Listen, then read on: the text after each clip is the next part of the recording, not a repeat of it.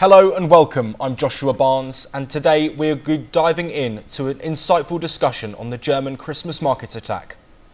Authorities in Germany are facing increasing scrutiny after a deadly car ramming attack at a Christmas market in Magdeburg that left 5 people dead and more than 200 injured. The suspect, Taleb Al Abdulmohsen, a 50-year-old Saudi national, was arrested and placed in a pre-trial detention following a court appearance on Saturday. The attack, which occurred late on Friday night, involved an SUV that ploughed into a crowded market, causing mass chaos and widespread devastation. Among the victims was a 9-year-old child, and the injured are being treated in 15 regional hospitals. While the exact motive remains unclear, prosecutors suggest that Al Abdulmohsen, who lived in Germany for over a decade, may have been motivated by anger over Germany's migrant policies. He had a history of outspoken anti-Islam views and was reportedly frustrated at the treatment of Saudi refugees in the country. Authorities are continuing to investigate the attack, which has left the nation in shock, especially so close to Christmas. Chancellor Olaf Scholz condemned the terrible, insane act, drawing comparisons to the 2016 attack in Berlin, when an extremist drove a truck into a Christmas market, also claiming multiple lives. The nation's grief deepens as the investigation unfolds. We are joined by 2 guests today. Starting off, we have Gianni Warzecha, a doctor and also an eyewitness to the attack. We're also joined by former Ambassador Mahesh Sachdev. Starting off with you, Gianni, we're looking at a situation that has shocked the world, has shocked Germany, has shocked Magdeburg, but you were there. I want to know specifically from you what happened in your eyes on that night of the 21st of December. Yeah, so basically, first everything was quite normal. It was a Friday evening. I was with my family, and we thought about maybe going to the Christmas market. And then everything was normal at first. We were having some food and everything, and then we wanted to grab some particular kind of food.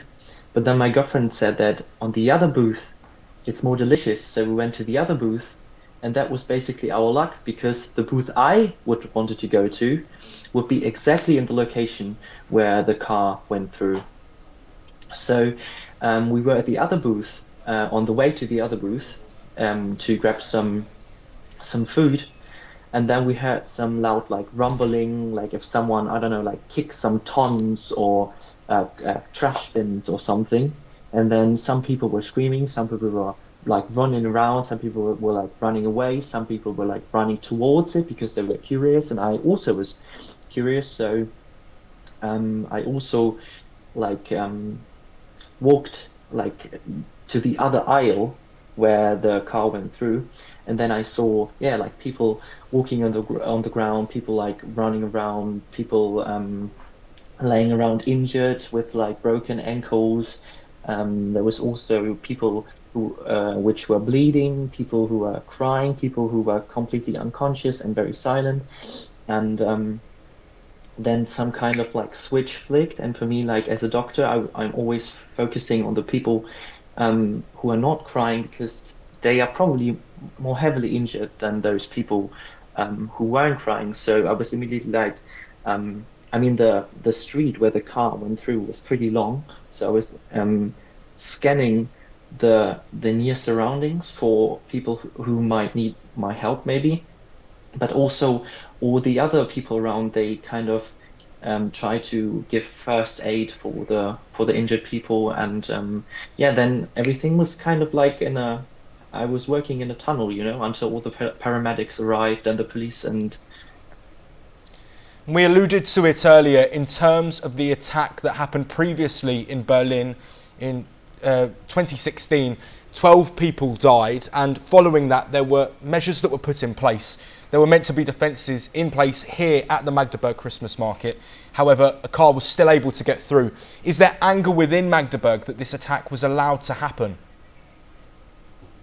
of course, there were barriers to prevent such a such a terrible attack. But of course, they needed to leave some space for example, for medical emergencies. So there were some paths who were unsecured, but I think people in Magdeburg, they think it was way too easy because where the guy entered, it was right at the main street. You know, we had the I have actually pictures and videos of the exact position where he entered the market, and we had barriers to the left, and I think also barriers to the right, like very heavy concrete barriers. But then right in the middle, um, there was there was like an entrance for paramedics, ambulances to enter the market and medical emergencies, and he just used this one, and then went through around two corners and then exited on the other side. So of course, um, there was some kind of like loophole in the whole concept, in my opinion. Looking at the feeling that you have and many others in Magdeburg and across Germany, there must be a fear and there must be a worry of going outside now. Are you personally scared to step out of your home and be in crowded places, specifically after this incident, but also amidst the uncertainty and the safety of the people in Germany? I mean, for this year, surely, because I don't know if this is the start of a series, maybe, or something, or it was just like a one-time thing. But I think at one point we need to move on and evolve our security concepts here, and also worldwide, because this can happen anywhere in Britain, in every European country. Um, and then we need to move on so that we can go outside again. It's not a solution to stay in for the whole life. We've seen a memorial held at Magdeburg, but there has also been reaction from the far right, and there has been discontent within Germany, not just over this incident, but over the standard of living and the migrant situation. But in terms of Olaf Scholz's response, first of all, what is the feeling about his response to the attack and visiting Magdeburg? Yeah, of course. I mean, like the problem is that Olaf Scholz is not very liked by the majority of the population in Germany. I mean, he's our chancellor. We can't do anything against it, but most of the people, if I can say that, don't want to see him in this position. And of course, it was kind of a obligatory thing that he came to Magdeburg and held his speech and everything. But basically, people kind of rolling their eyes because they are also making him responsible for this situation happening because of our refugee politics and how we um, are dealing with people in our country, and also with the investigation, if we get hints of someone maybe being suspicious, because this guy who did the terroristic attack last week, or he was already like posting on X, on Facebook, and our German Federal Investigation Bureau or office already got some hints that he might be like a possible threat to our German security, and nobody has done anything. People were like begging the authorities, please take a look at this guy, and nobody has done something against him. And I think people, of course, are making also Scholz responsible for that because he's leading the whole thing, and he could do a change if he wants to with his colleagues in the politics. We've mentioned the ongoing discontent there within Germany. Could this attack potentially be a catalyst for more anger over migration and refugees within Germany? Yeah, of course. Of course it heats up the whole discussion, and I also witnessed like we are coming to a point where at some point like there's just maybe a last drop needed to let the whole system collapse, because people are already going on the streets, and all the colleagues, and also the next votings for next year are probably it will probably also affecting the results of the voting, that maybe most of the people, or a majority of the people, or a bigger part of the population might vote for right-wing parties, for example, especially the AfD at the moment. And I think it's also this party has gained international popularity due to Elon Musk's Twitter or X posts. And I think for this for AfD party, it was a canon event because they will gain at least some voters out of this event, and the whole like discussion about refugee politics and how many people we can take anymore, and what kind of risks that may bring. Of course, this event, this terroristic attack last week, will have a huge impact on this whole discussion. Gianni, I want to ask you one more, and looking specifically at some of the demands that are coming from right-wing groups, not just in Germany but across Europe. Do you think that your government should take stricter measures while granting citizenship to people who aren't German?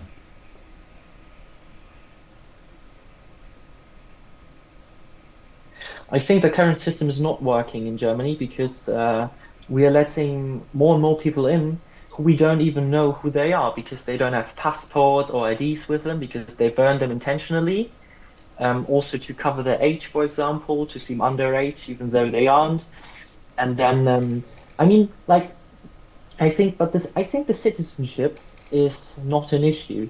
I think it's mostly the sheer amount of people we let into our country, and we are not sure about their intentions, about their heritage, and about their identity, of course. Gianni, thank you so much for joining us and giving us an insight there into what it was like in the hours and days following the attack. We're now joined by former Ambassador Mahesh Sachdev.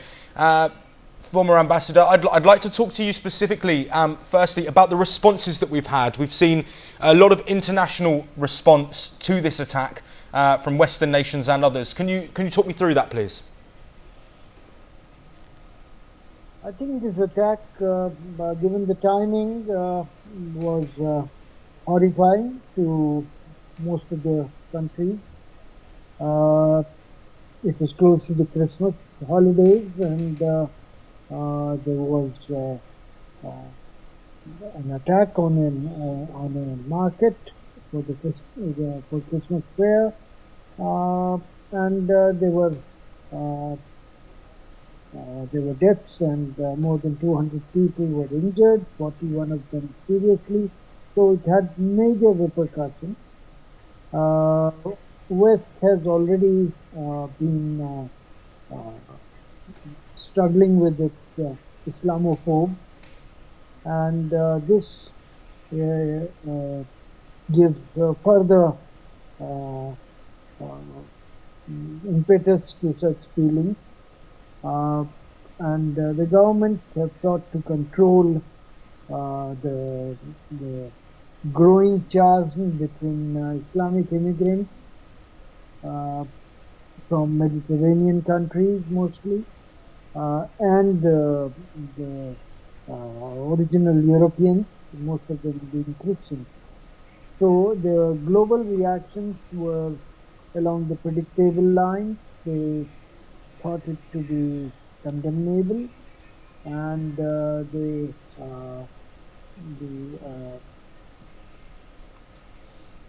sympathized with the victims and urged greater international collaboration to stem such cases in future, including Saudi Arabia, which criticized very promptly the incident. Vatican, United States, India, and others have led in this regard by issuing condemnatory statements and urging calm and rational treatment of the victims as well as the perpetrator being brought to justice. Mahesh, I'd like to come back specifically to the German government in power, and I want to ask you what steps you think they need to make in order to prevent an attack similar to this Magdeburg attack, but also the 2016 Berlin attack that we saw with the truck? That's an important question. Not helped by the political uncertainty in Germany. As you probably know, Germany had a no confidence vote 10 days ago, which was lost on 16th of December by the ruling traffic light coalition comprising of Olaf Scholz, SDP, Greens, and CCU. Now, the president is likely to declare the Bundestag, with the parliament dissolved on 27th of December, and this would pave the way for elections on 23rd of February. Germany has had a fairly long stint with the SDP-led government, which has been till recently fairly welcoming for the immigrants. In 2016, for example, it allowed more than 1 million migrants, most of them from Syria and other countries in the Muslim world, to migrate to Germany and help to provide them with jobs and settlements, etc. This has created a certain reaction in Germany, as the German economy has not been able to absorb these migrants. This has created a political wake. AfD, the main right-wing opposition, has surged in polls, and they have utilized such incidents to bring home the need to curb immigration and also to send back as many of the recent migrants to the country. The Magdeburg attack on last Friday would play into the hands of such people, despite the perpetrator being a member of the AfD, which is the right-wing party. This person came from Saudi Arabia and renounced his Islam faith and has been actively encouraging Saudis to migrate to Germany and other countries. He has had a profile that has shifted from being pro-Saudi to being pro-right-wing, and he has criticized SDP-led government in his blog and other posts for being too lenient on Islamic migrants, and he appeared to be not only, he was actually a psychiatrist, but appears to have a psychiatric thesis of some kind on his own. This 50-year-old person was on the radar of Saudi intelligence, who had alerted the German intelligence and foreign ministry long time ago, and the warning signs were all over through his blogs and his writings, etc., criticizing Germany, and in fact even declaring that German terrorism would have to pay for it, and we would make sure that this terrorism is retaliated. So he was already an activist, okay, far right, and this would strengthen the hands of people on both sides of the political divide. The far right is going to say, use this incident to uh, call for greater vigil and anti-migration steps, while on the other side, SDP and its allies are going to be on defensive, but nevertheless should be able to say that migrants need to be treated better so that such incidents are avoided. I think when the next German government takes shape, it will have to take vigorous steps to curb migration, particularly of the illegal kind, particularly of the humanitarian or pleas and persecution in the Islamic world, etc., etc. And it will have to monitor those who are already in Germany far more closely. Mahesh Sachdev, the final question I want to pose to you, looking on from this attack, not just in Germany but also across Europe, is there a risk that this incident in Magdeburg and this attack in Magdeburg could spark further attacks in Europe? I think Europe has a serious issue of Islamic migrants causing political divide. The right-wing factions in many countries, including Sweden, Norway, Denmark, Netherlands, and even France, have voiced strong concern at the rising migration, particularly across the Mediterranean South, which is Muslim, and they have used such incidents to justify their concern. I think the activities of many of these recent migrants in promoting Islam, promoting mosque building and other activities, and even politicizing their religion in the adopted countries have also not helped. So the dividing lines are quite sharp and getting sharper still, and it doesn't help that Europe's economy is not doing too well.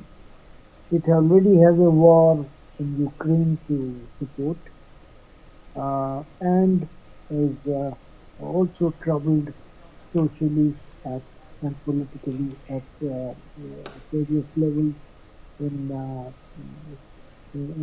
the continent and in UK. So I believe that Magdeburg incident would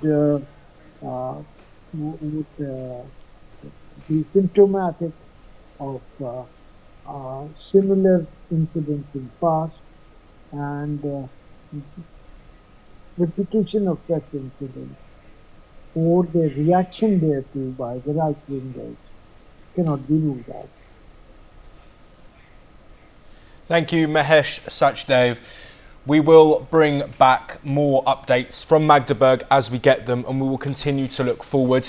We'll also be back with further debates and all of the latest international news updates from across the world.